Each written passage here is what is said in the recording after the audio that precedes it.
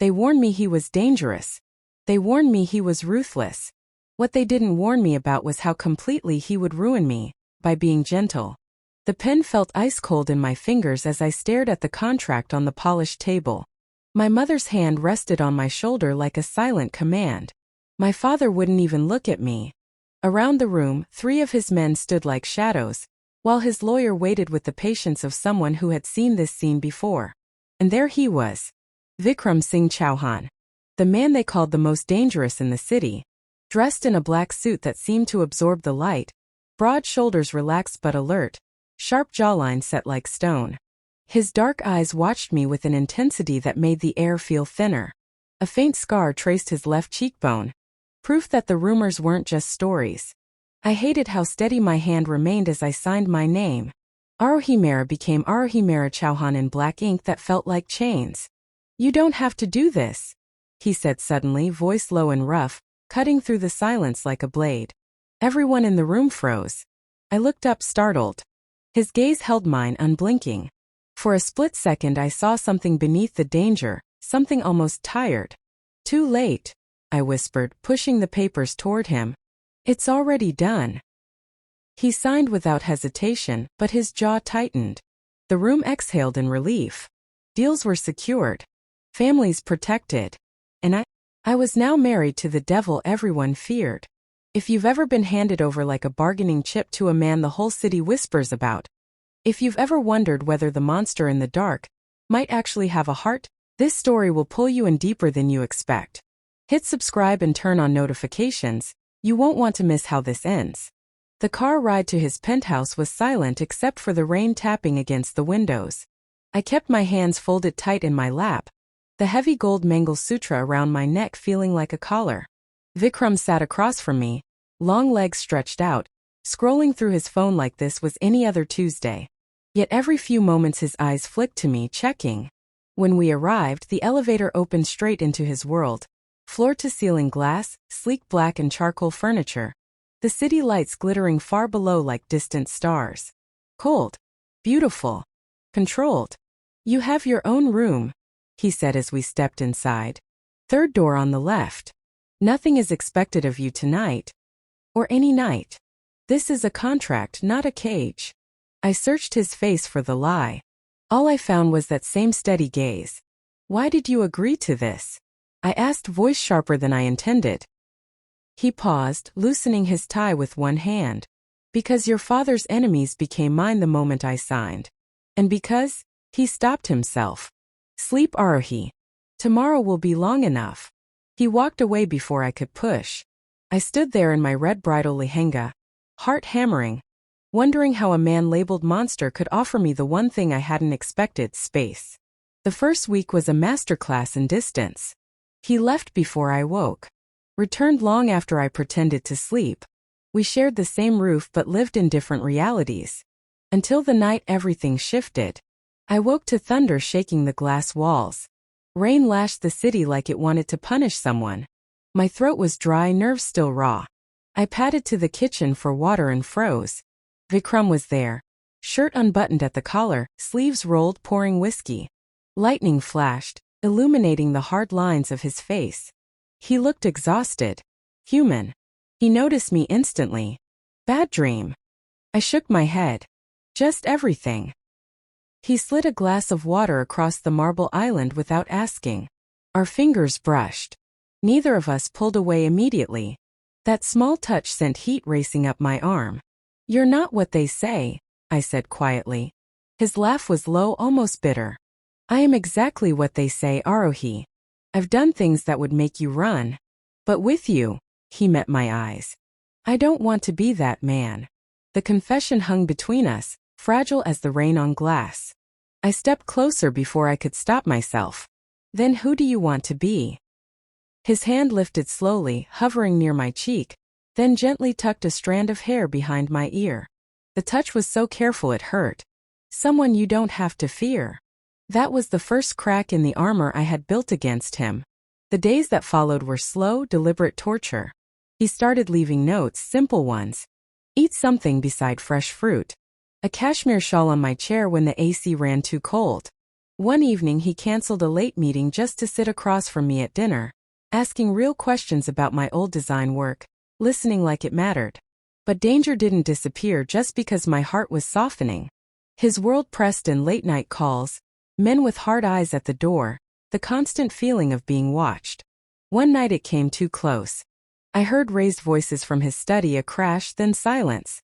I shouldn't have gone. But I did. He was alone, knuckles bleeding, a broken glass on the floor. When he saw me in the doorway, something wild in his eyes softened instantly. Go back to your room, Arohi. No, I stepped inside, heart pounding. I grabbed a clean cloth and reached for his hand. He let me. The most dangerous man in the city stood perfectly still while I cleaned his knuckles like he was made of glass. Why do you protect me but never let me close? I whispered. His free hand came up, cupping my face with surprising tenderness.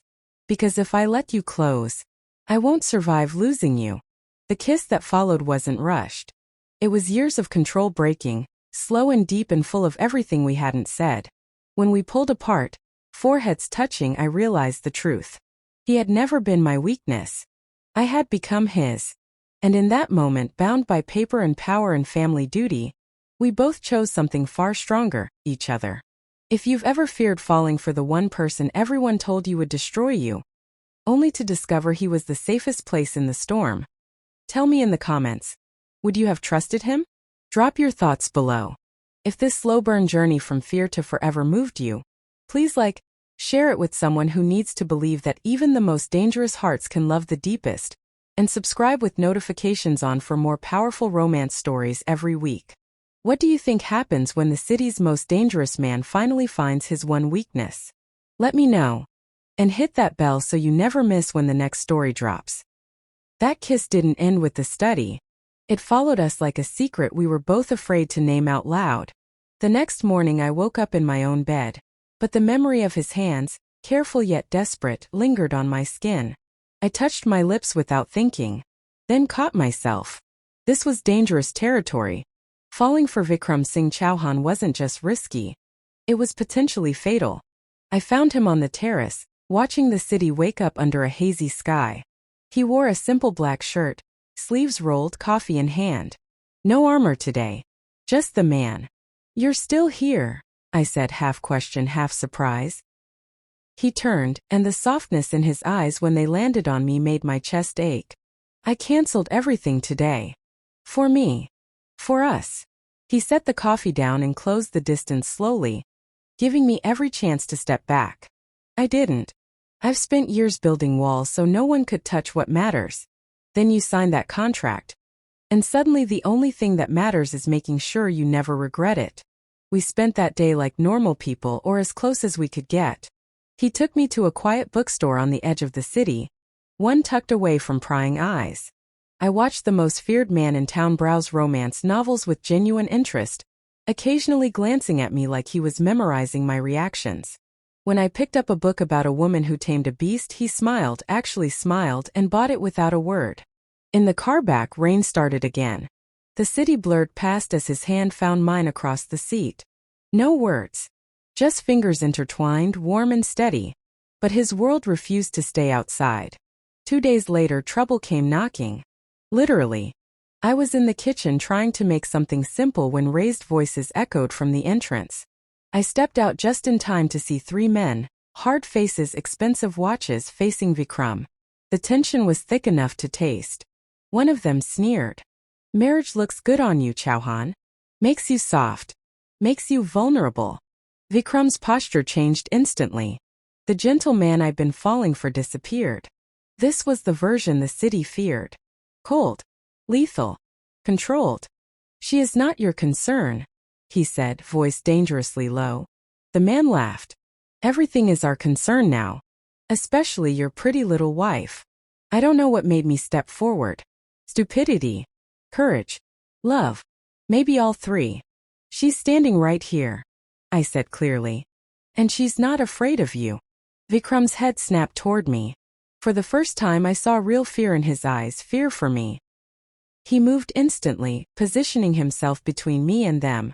The confrontation ended quickly after that. His security appeared, words were exchanged, and the men left. But the damage was done. He appeared, words were exchanged, and the men left. But the damage was done. The line had been crossed. That night he found me on the balcony, arms wrapped around myself against the cool wind.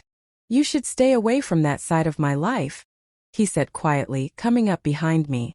I turned to face him. "I'm your wife, Vikram. Not your prisoner. Not your weakness to hide away." He exhaled sharply, running a hand through his hair. "You are my weakness. The only one I've ever had. And if something happens to you because of me..." His voice cracked. Just slightly. But it was enough. I stepped into his space, placing my hands on his chest. I could feel his heart racing. "Then we face it together. I didn't choose this marriage, but I'm choosing you now. The real you. All of you." He pulled me against him then, arms wrapping around me like I was the most precious thing he'd ever held. We stood like that for a long time as the city lights shimmered below. "I've done things I'm not proud of," he whispered into my hair. "But from the moment you signed that contract, I promised myself I would become better for you. Worthy of you."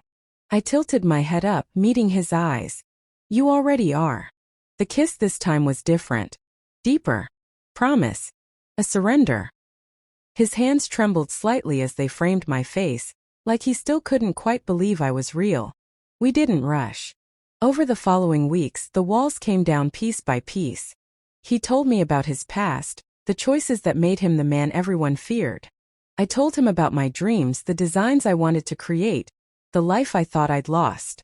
He listened. He supported. He quietly made calls that reopened doors I thought were closed forever.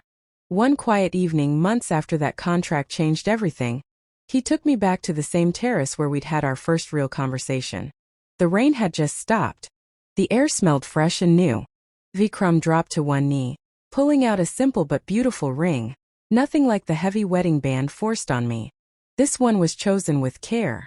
"I know our first marriage was for families and survival," he said, voice thick with emotion. "This time, I'm asking for you, Aruhi. Only you. No contracts. No obligations. Just us. Will you marry me again, properly this time?" Tears blurred my vision as I nodded, pulling him up into my arms. "Yes. 1,000 times yes." The city's most dangerous man wasn't my cage. He became my freedom. My safe place. My greatest love. And I became his only weakness, the one he would burn the world down to protect, and the one who taught him he didn't have to. If you've ever been forced into a situation that turned out to be the best thing that ever happened to you, comment below and tell me your story. Did the dangerous one surprise you too? If this slow burn reversal from fear to forever touched your heart, like the video, share it with someone who needs to believe in unexpected love, and subscribe with the bell on for more powerful, emotional romance stories every single week. What would you have done the moment the most dangerous man in the city showed you his gentle side? Let me know. I read every comment.